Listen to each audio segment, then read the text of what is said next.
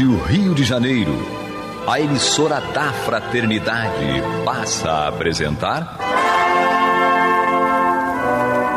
Luz na Penumbra, programa que leva ao seu coração a mensagem da doutrina espírita.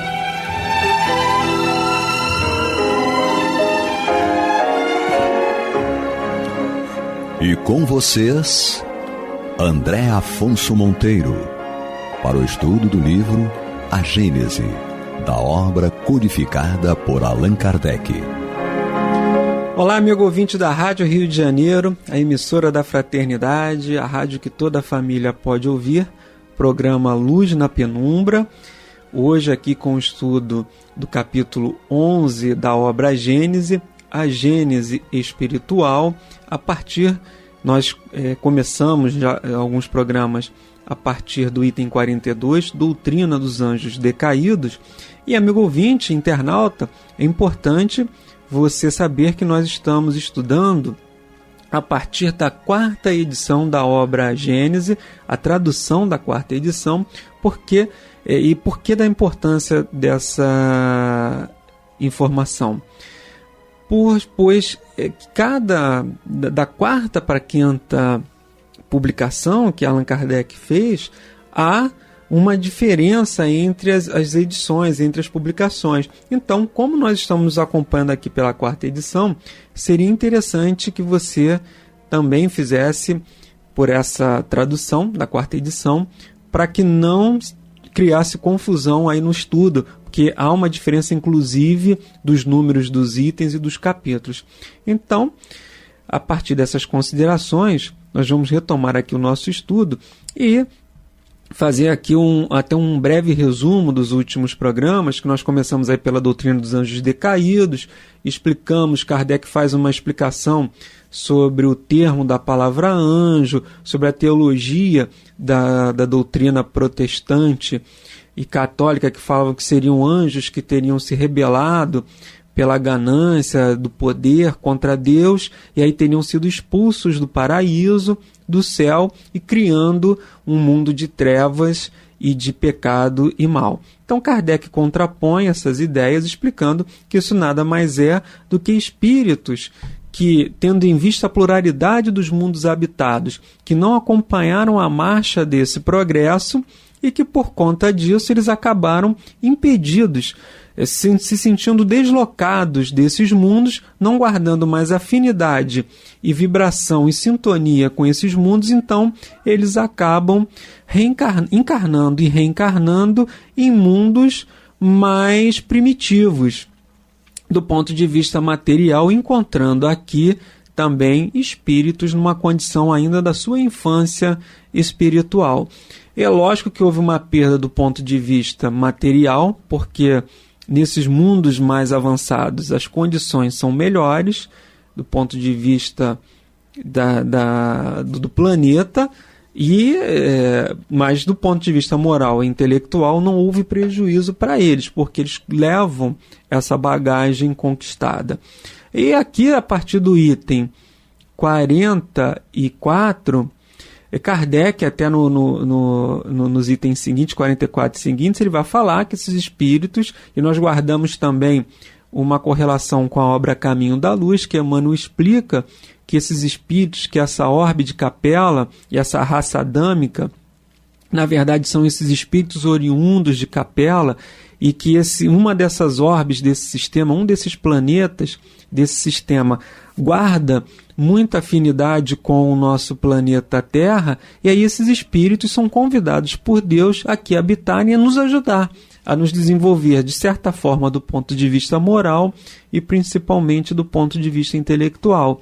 E Kardec diz que Jesus, e Emmanuel também ratifica essa informação, que Jesus é o nosso governador planetário e é ele que vai conduzir não só a nós, mas também a esses espíritos que aqui chegaram nessa retomada do seu progresso moral e intelectual.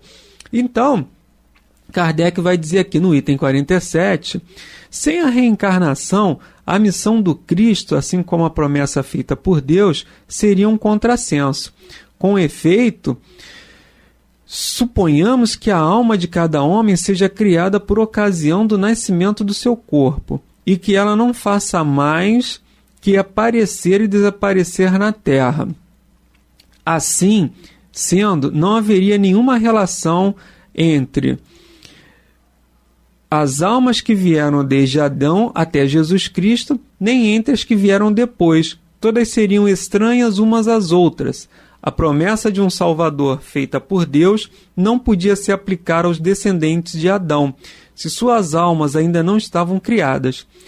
Para que a missão do Cristo pudesse corresponder às palavras de Deus, era necessário que ela pudesse se aplicar às mesmas almas. Se essas almas são novas, não podem estar maculadas pela falta do primeiro pai, que é apenas um pai carnal, e não o pai espiritual. Se assim fosse, Deus teria criado almas maculadas com uma falta que elas não teriam cometido. Assim sendo, a doutrina vulgar do pecado original implica a necessidade de uma relação entre as almas do tempo do Cristo e as do tempo de Adão e, por consequência, da reencarnação. Então, nós vamos fazer até uma parada aqui, porque já tem muita informação aqui para nós, amigo ouvinte. Primeiro, nós vamos fazer aqui uma remissão ao Livro dos Espíritos, a questão 625. Então, lembrando que esse é o capítulo 1 do Livro dos Espíritos, Lei Divina ou Natural, em que Kardec faz uma série de indagações aos espíritos, onde está escrita a lei de Deus, por aí vai. E lá, na questão 625, Kardec pergunta: qual é o tipo mais perfeito que Deus tenha oferecido ao homem para lhe servir de guia e de modelo? Ou seja, entre nós que aqui estivemos, qual o espírito mais evoluído, aquele perfeito, aquele que a gente tem que olhar, se espelhar e deixar com que os seus exemplos, com que a sua vida possa nos influenciar de uma maneira positiva e salutar. Os espíritos respondem: vede Jesus. Simples. 2 palavras. Vede Jesus.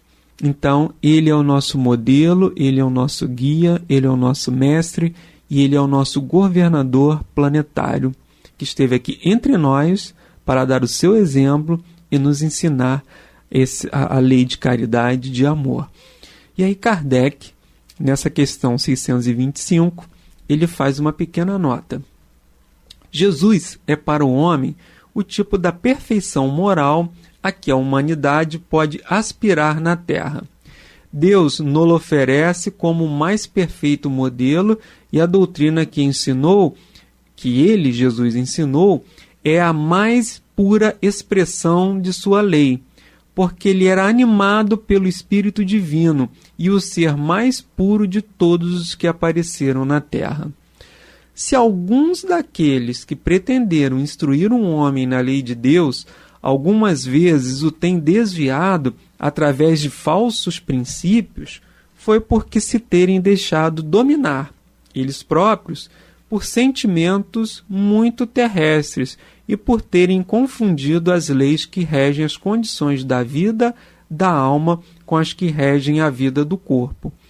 Muitos têm apresentado como leis divinas o que eram apenas leis humanas, criadas para servir às paixões e dominar os homens. Então, nessa nota aqui, Kardec diz, de todos os profetas, o perfeito é Jesus. Todos os outros podem, de alguma maneira, ter sido influenciados pelas paixões que dominam os homens e criou as suas leis de acordo com essas paixões. Então, nós voltamos aqui, após feita essa remissão, a questão 625, que vem falar: Jesus, ele é o nosso modelo e guia. É nele que a gente deve se inspirar para o nosso processo de evolução e para um comportamento de acordo com a lei de Deus. Jesus é a nossa inspiração para sermos uma pessoa melhor. A gente sempre tem que ter isso em mente. Não é que a gente vá ser igual a Jesus, não é que a gente vá imitar Jesus, não é isso. Mas nós vamos deixar os seus ensinamentos e as suas práticas a nos inspirarem a sermos pessoas melhores. Porque Jesus ele ensinou falando de uma forma direta, em algum momento ele falou diretamente o que a gente devia fazer, em alguns momentos ele fala em sentido figurado, os seus ensinamentos em sentido figurado através das parábolas, e falou com seus exemplos.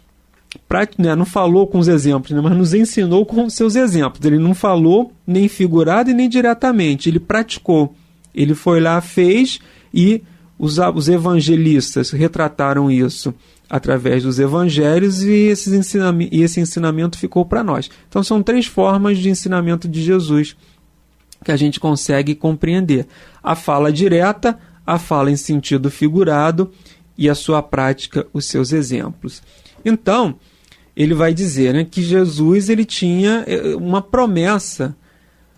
Deus prometeu a esses espíritos uma promessa, a missão do Cristo, de que ele seria o Salvador. E aí também uma outra figura que existe do Salvador prometido.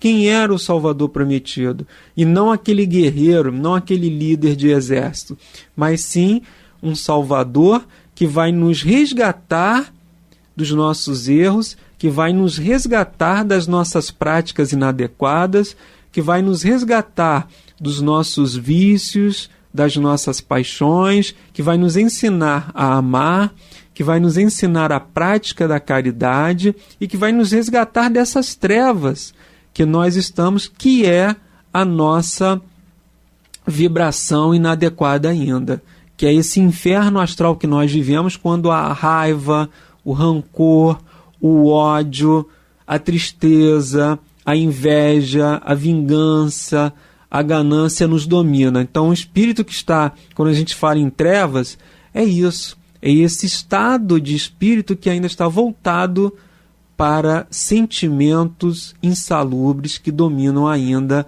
a nossa alma, que podem dominar a nossa alma de acordo com a nossa vibração e a nossa sintonia. Então, Jesus é esse Salvador prometido, Jesus é esse Espírito que vai nos conduzir para que a gente vença não o adversário externo, mas sim o adversário interno, que são as nossas mazelas morais. Então Jesus é o Salvador.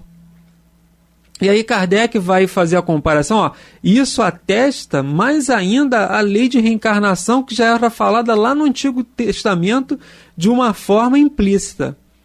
Que é, se tem um Salvador, mas se eu nasci e morri, e a alma termina, ela é criada no momento do nascimento e ela se extingue com a morte, então você é salvo de quê?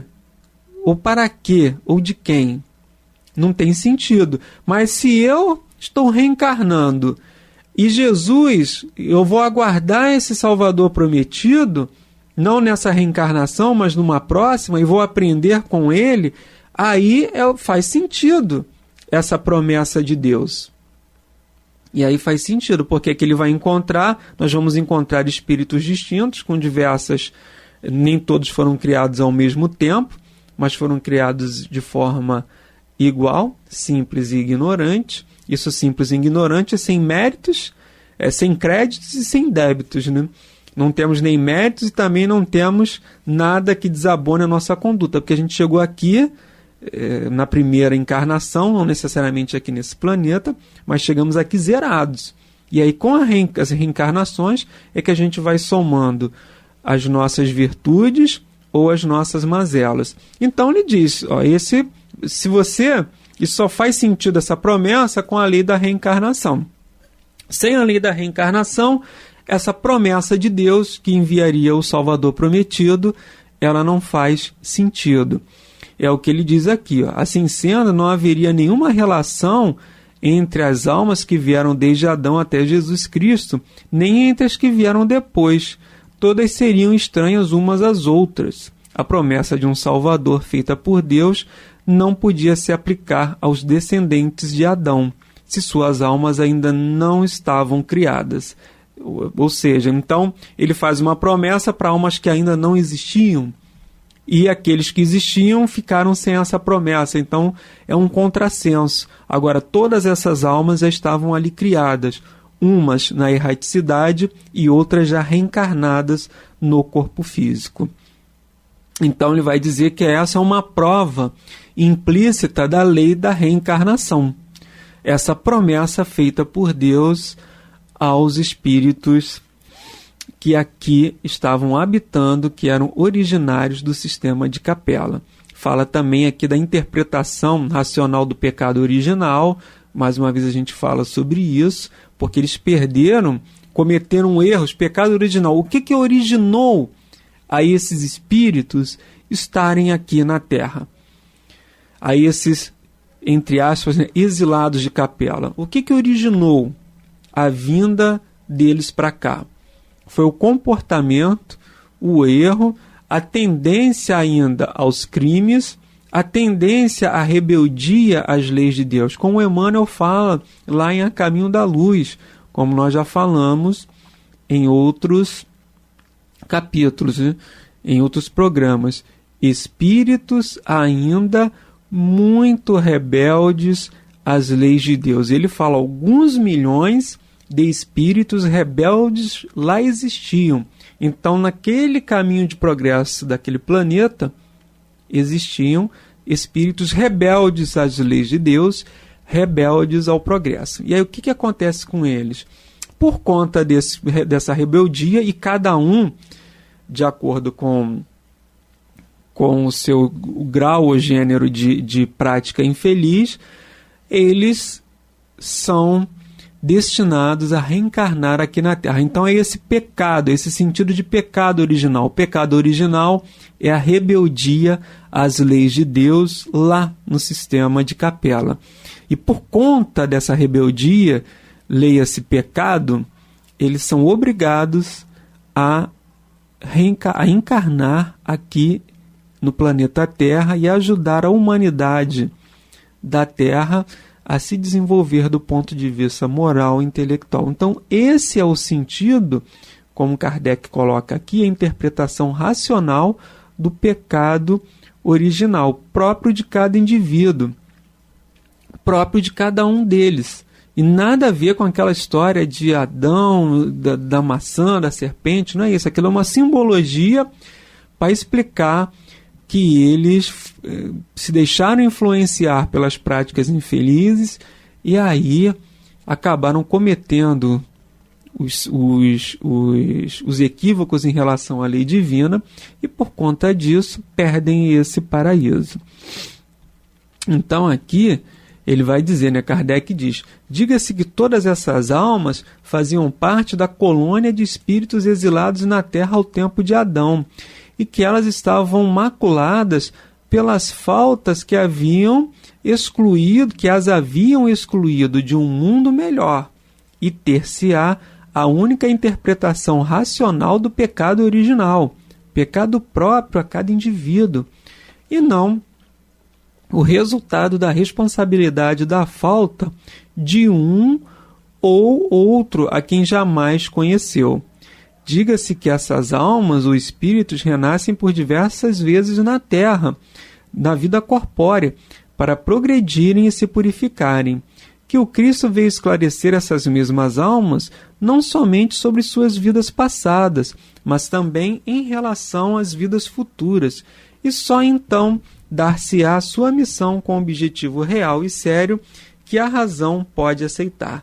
Então, a teologia também nos ensina que Adão e Eva teriam cometido pecado, e aí todos os seus descendentes responderiam, e nós responderíamos, então seríamos os responsáveis, os efeitos desse pecado recairiam sobre nós. Então isso é um contrassenso, essa ideia do pecado original. Como é que eu vou responder por um pecado que não sou eu o causador dele?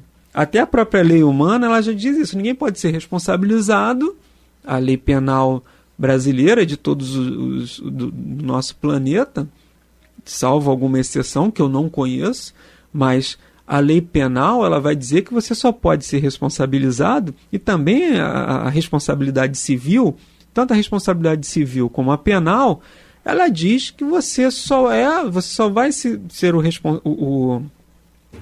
responsabilizar por isso se foi você que foi o causador, se de alguma maneira você esteve envolvido naquele fato. Se você de alguma maneira ajudou por omissão, ou por uma ação, ou por culpa, se você contribuiu para aquele evento danoso. Então, como é que eu posso ser responsabilizado por um evento que foi praticado por duas pessoas e que eu sequer tinha conhecimento, sequer eu tive possibilidade de ajudá-los naquilo? Então, isso é um contrassenso, isso, na verdade, é irracional a gente pensar dessa maneira. Ela fere os atributos de Deus, de suprema inteligência, infinita bondade e justiça. Então, essa ideia do pecado original, praticado por pessoas e sendo estranhos responsabilizados por isso, não faz sentido. Então Kardec vai dizer, o pecado original, os espíritos vão nos ensinar que essa ideia do pecado original são aqueles espíritos que praticaram erros lá nesse outro sistema e que aí, por isso, agora estão resgatando esses seus débitos. E estão se reeducando e se reparando e fazendo reparações em relação às leis de Deus. Por isso que Kardec coloca aqui com bastante propriedade que ter-se a única interpretação racional do pecado original. Não há como a gente ser responsabilizado por algo que não fomos nós que cometemos. Física seria completamente contraditório, totalmente contraditório às leis de Deus. E isso se aplica também no nosso caso particular. Então nós estamos falando de uma raça, da raça adâmica, daqueles espíritos que foram convidados a estar aqui conosco e cometem esse erro, esse pecado original lá no sistema de Capela, nesse planeta do sistema de Capela, e aí são convidados a reencarnar aqui conosco e por causa desse erro eles estão aqui trabalhando para recompor esse erro cometido. Da mesma forma somos nós. Algumas experiências, a lei de reencarnação, o objetivo da lei de reencarnação é o progresso moral, a perfeição do espírito, que envolve o progresso moral e intelectual, e a expiação dos seus equívocos, dos seus erros. Então a expiação significa todo esse processo de arrependimento, de reparação e de compensação. Né? O espírito tem um remorso, ele tem um arrependimento e depois tem a reparação.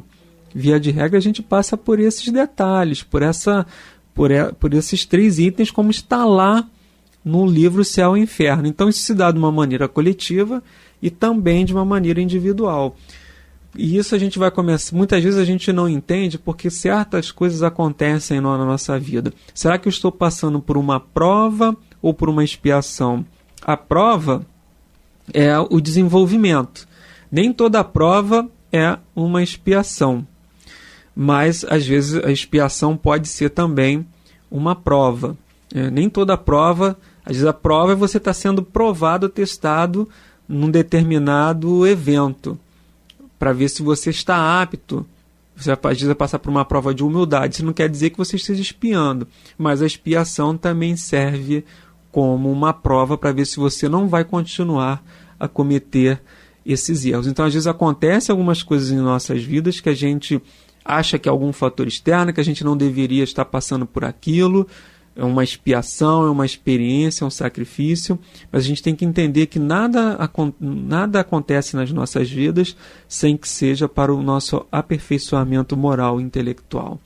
Amigos ouvintes, nós encerramos o programa de hoje, desejando a todos muita paz em seus corações e até a próxima semana, se Deus quiser.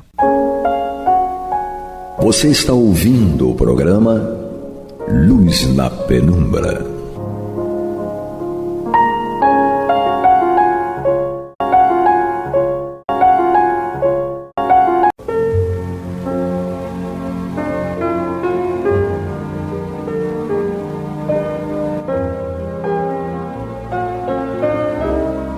A Rádio Rio de Janeiro está levando ao seu lar e ao seu coração a mensagem consoladora da doutrina espírita, através do programa Luz na Penumbra.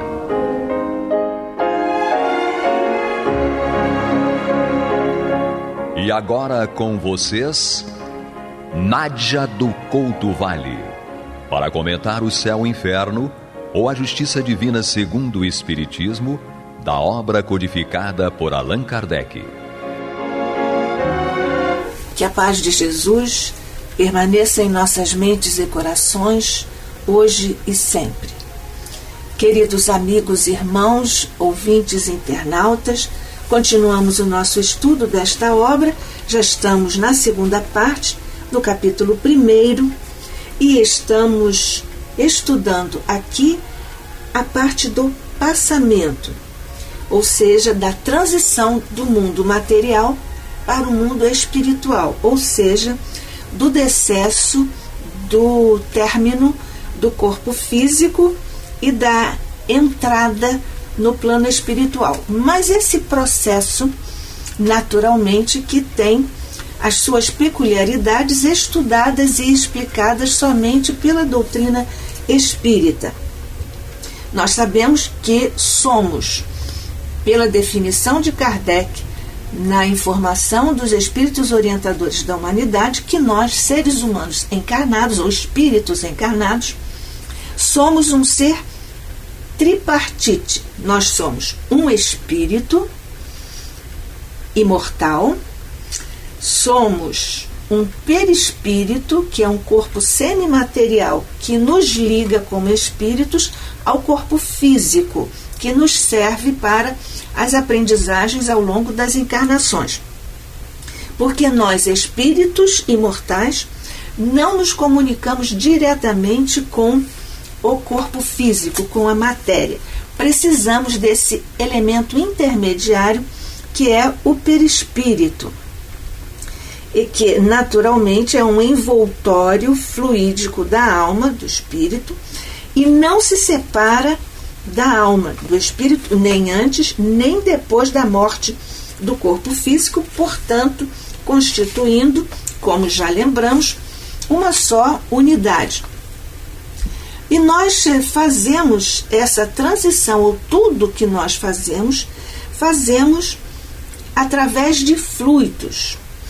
Kardec nos fala sobre isso, aqui mesmo em O Céu e o Inferno, no capítulo 10 da primeira parte, dizendo-nos ou ensinando-nos que são agentes e meios de ação do mundo invisível, constituindo uma das forças e potências da natureza. Gabriel Delane, estamos recapitulando, chamamos fluidos aos estados da matéria em que ela é mais rarefeita do que no estado conhecido, sob o nome de gás. Os fluidos são um termo genérico, são designados por um termo genérico empregado para traduzir a característica das substâncias líquidas ou gasosas, ou de substância que corre ou se expande à maneira de um líquido ou gás.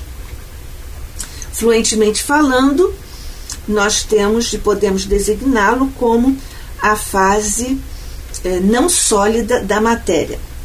Nosso querido mentor André Luiz, em Evolução em Dois Mundos, na sua primeira parte, no capítulo 13, nos fala sobre a sua definição de fluido, como sendo, ele diz, definimos o fluido dessa ou daquela procedência como sendo um corpo cujas moléculas cedem invariavelmente à mínima pressão, movendo-se entre si quando retidas por um agente de contenção ou separando-se quando entregues a si mesmas, ou seja, na morte do corpo físico. Temos assim os fluidos líquidos, elásticos ou aeriformes e os outrora chamados fluidos imponderáveis, tidos como agentes dos fenômenos luminosos, caloríficos e outros mais. Nós já partilhamos aqui também o que Kardec nos diz a esse respeito em A Gênese, no capítulo 2, no item 23. Ele nos ensina a respeito do fluido perispirítico. Não é de si mesmo inteligente, pois que é matéria, mas serve de veículo ao pensamento, às sensações e percepções do espírito. Esse fluido não é o pensamento do espírito, é, porém, o agente e o intermediário desse pensamento. Portanto, nós espíritos pensamos, mas para que o nosso pensamento se exteriorize, nós precisamos que ele seja transmitido, ou que ele passe por esse fluido perispirítico, como nos ensinam os mentores e também nosso querido Kardec. Portanto, o que podemos aqui alinhavar a respeito do fluido perispírito, ou do fluido perispirítico? Ele penetra o corpo em todas as partes do corpo físico durante a encarnação. Serve de veículo às sensações físicas da alma. A alma ou o espírito atua sobre o corpo exatamente por intermédio do perispírito e, portanto, dirige-lhe os movimentos. Ele se desprende pouco a pouco de todos os órgãos durante o processo da desencarnação. Nós aqui dizemos desencarnação. A palavra desencarne não é propriamente adequada, porque é um processo. Ora, isso significa que não há um desprendimento imediato, total, abrupto. Esse desprendimento é lento, gradual, durante o processo de desencarnação, por isso nós dizemos processo. Consequentemente, a separação só é completa e absoluta quando não haja nenhum átomo do perispírito ligado a uma molécula, sequer a uma molécula do corpo físico. Diz-nos o nosso querido Kardec aqui em O Céu e o Inferno, ou A Justiça Divina segundo o Espiritismo, o livro que estamos estudando juntos aqui.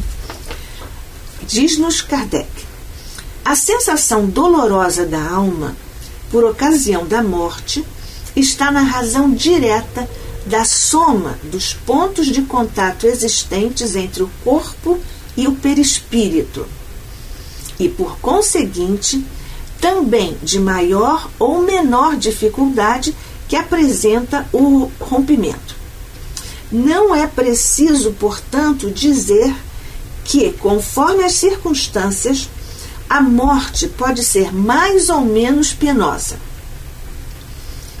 E diz-nos ainda Kardec que aqui em O Céu e o Inferno, a Justiça Divina segundo o Espiritismo, que ele catalogou várias situações de espíritos. Estamos dizendo isso aqui. Kardec catalogou várias situações de espíritos, estabelecendo categorias segundo o nível evolutivo de cada um deles e, consequentemente, também estudamos aqui porque Kardec fez esse estudo, os tipos de desencarnação e de despertamento no plano espiritual. Kardec nos relata e nós constatamos, como sempre tudo que ele nos diz, constatamos neste caso aqui na segunda parte desta obra, O Céu e o Inferno, a Justiça Divina segundo o Espiritismo. Ele nos diz: nenhuma desencarnação é igual à outra. É o que também afirmam os nossos mentores queridos André Luiz, Emmanuel e tantos outros. Por que não há desencarnação igual a outra?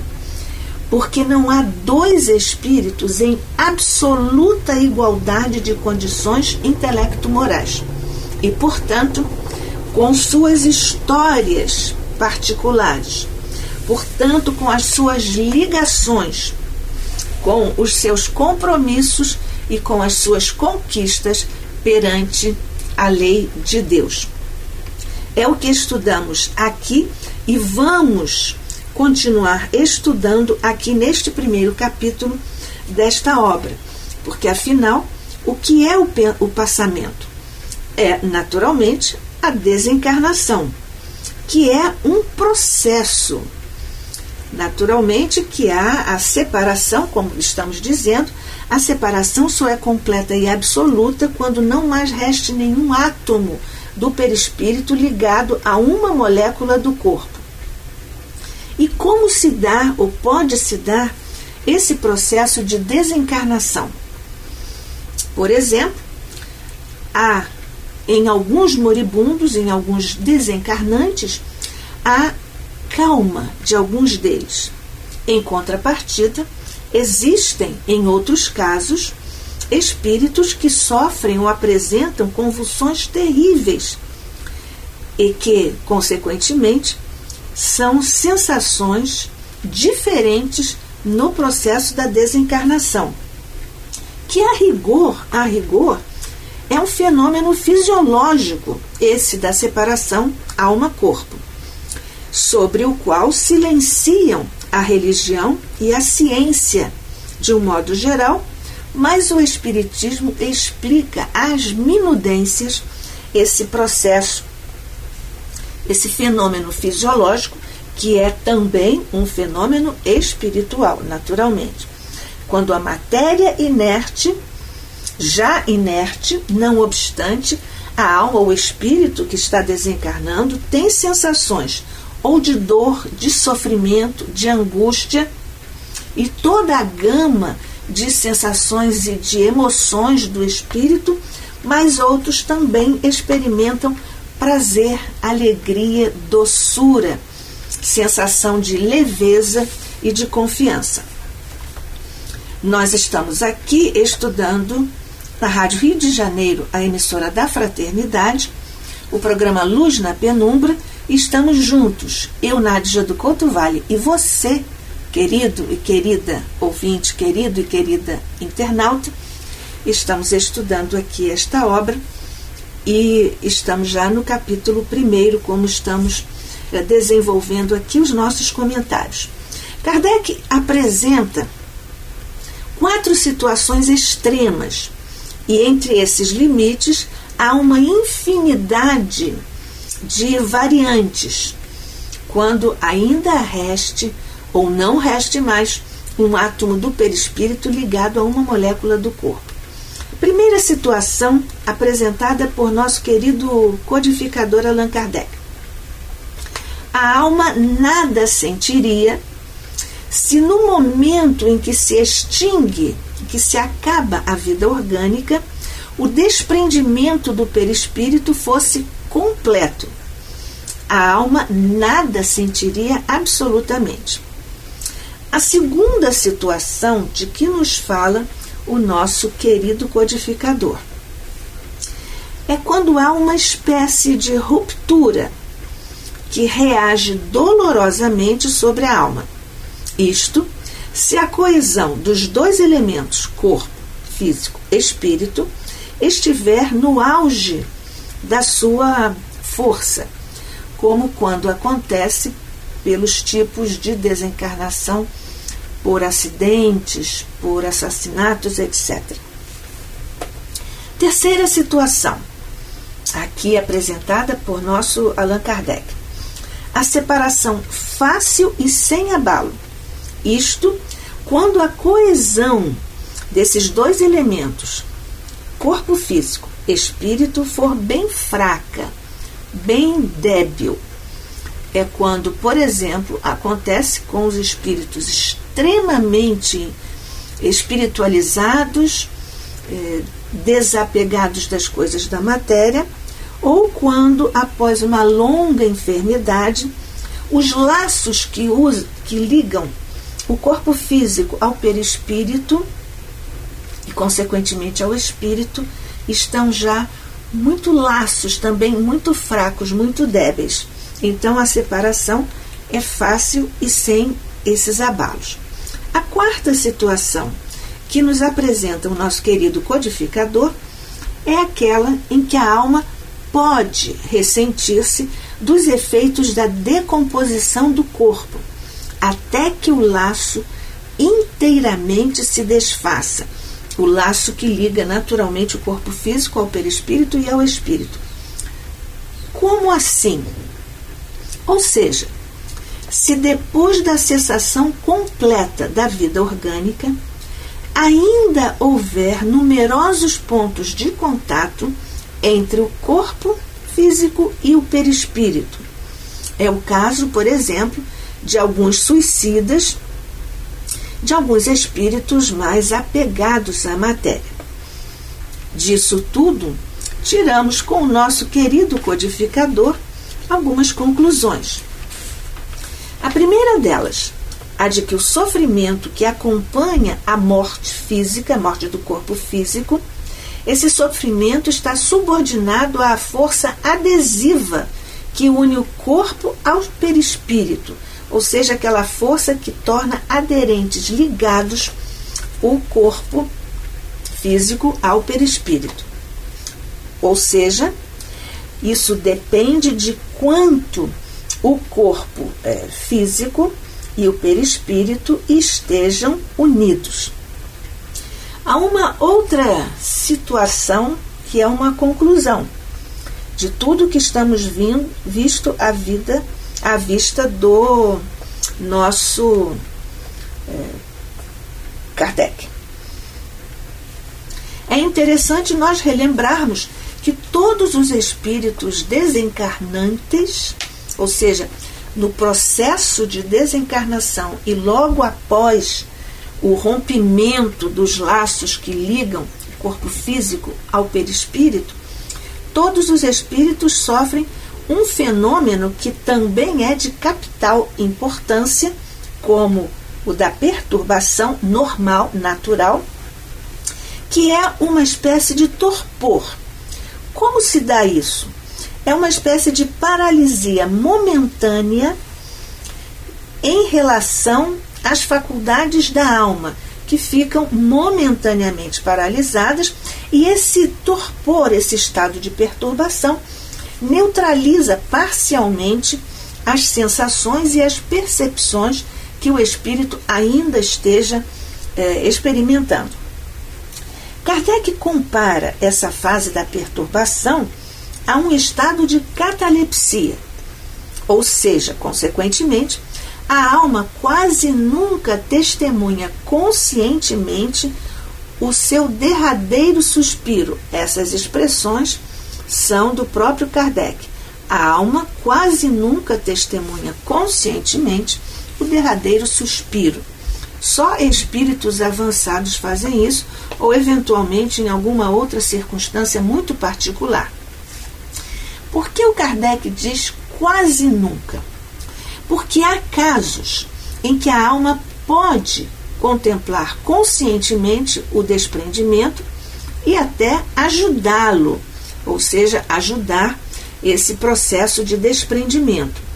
Há uma senhora que faz isso, e isso é descrito pelo nosso querido mentor André Luiz em uma de suas obras.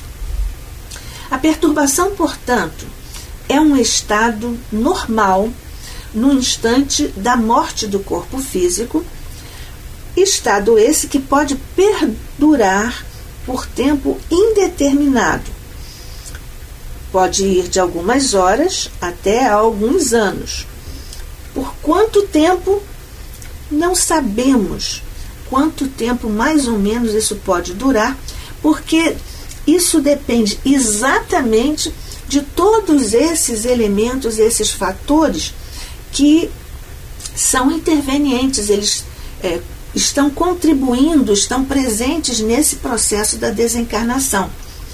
O desapego ou o apego, as sensações menos felizes, vingança, ódio, raiva, desespero, revolta, inclusive porque o espírito não está querendo desencarnar, e assim sucessivamente. Portanto, a alma, à proporção que se liberta, isso se assemelha ao caso ou à situação de um homem que desperta de profundo sono. Porque à proporção que a alma se liberta, ela é como se estivesse despertando de um sono profundo. Nesse estado de perturbação, que tem essa duração variável de acordo com cada um, por isso que não há nunca nenhuma desencarnação exatamente igual a nenhuma outra, as ideias ficam confusas, vagas, incertas, e a vista distingue apenas alguns contornos, como se a criatura estivesse, como quando nós estamos vendo as coisas através de um nevoeiro. Ficam, portanto, com os contornos difusos. Mas pouco a pouco, dependendo desses fatores que estamos aqui lembrando juntos, pouco a pouco a vista se aclara. Em alguns casos, à mesa mediúnica, comparecem irmãos nossos, espíritos, e nós conversamos com eles, que não conseguem enxergar absolutamente nada, nem a sala onde estão, absolutamente nada, porque está tudo na dependência desses outros elementos que estamos aqui comentando, e então, pouco a pouco, a vista se aclara, a memória desperta-se-lhe, e também o conhecimento que o espírito tem de si mesmo. Nós vemos numerosíssimos exemplos nas obras de nosso querido mentor André Luiz. Portanto, esse despertar após o período de perturbação, esse despertar pode ser calmo para uns, com sensações deliciosas. Todos os espíritos que são dedicados a si mesmos, na melhoria a cada dia, no autoaperfeiçoamento, no esforço de se melhorarem segundo a lei de Deus, e no nosso caso de espíritas, segundo o Evangelho de Jesus e as informações preciosas, profundas do Espiritismo. Mas então esse despertar pode ser calmo para uns, mas pode ser doloroso, aterrador mesmo, ansioso, tétrico para outros, como se eles estivessem vivendo um terrível, um horrendo pesadelo, e isto porque, evidentemente, essas criaturas têm compromissos graves perante a lei de Deus. Por isso, é muito bom nós irmos tomando essas providências de nos melhorarmos para nos tornarmos seres mais dóceis à vontade de nosso Pai, mais dedicados ao nosso autoaperfeiçoamento e ao domínio das nossas inclinações menos felizes. Podemos dizer, inclinações inferiores. Neste caso, nós temos os estertores da agonia, quando o espírito sofre a desagregação natural, e então no último alento quase nunca é doloroso esse processo, porque é um momento de inconsciência, quando o espírito está agonizando.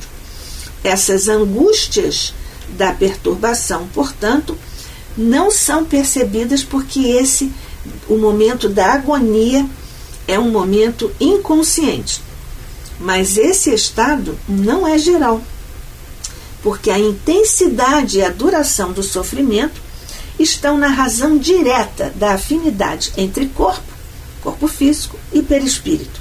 Portanto, quanto maior a afinidade, mais penosos, mais prolongados os esforços da alma que está se desprendendo ou para se desprender. As pessoas ou as criaturas nas quais a coesão, a ligação, a união do corpo físico ao perispírito é fraca, o desprendimento se opera por si mesmo, muito naturalmente, exatamente como um fruto maduro se desprende do seu caule.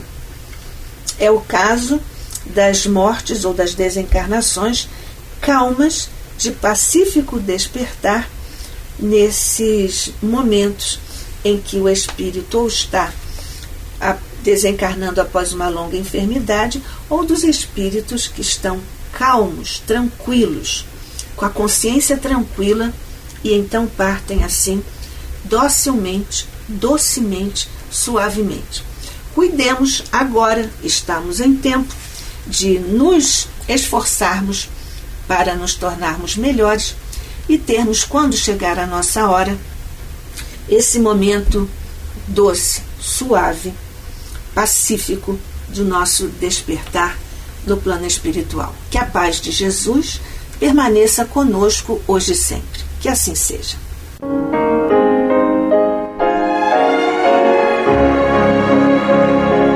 E vamos ouvir agora a prece de encerramento de nosso programa, na voz de Geraldo de Aquino. Jesus, dá-nos coragem para a luta, piedade para os insultos e misericórdia para as injustiças e ingratidões. Limpa nossa alma de inveja e ambições mesquinhas, de ódio e de vingança o nosso caminho. E que dentro em pouco, ao recolher-nos de novo ao calor do nosso leito, para que o sono nos dê a paz e o esquecimento das tristezas humanas, possamos sentir, Senhor, no mais íntimo de nosso ser, a doçura indefinível do Teu amor e a grandeza incomparável da Tua divina presença. Que assim seja.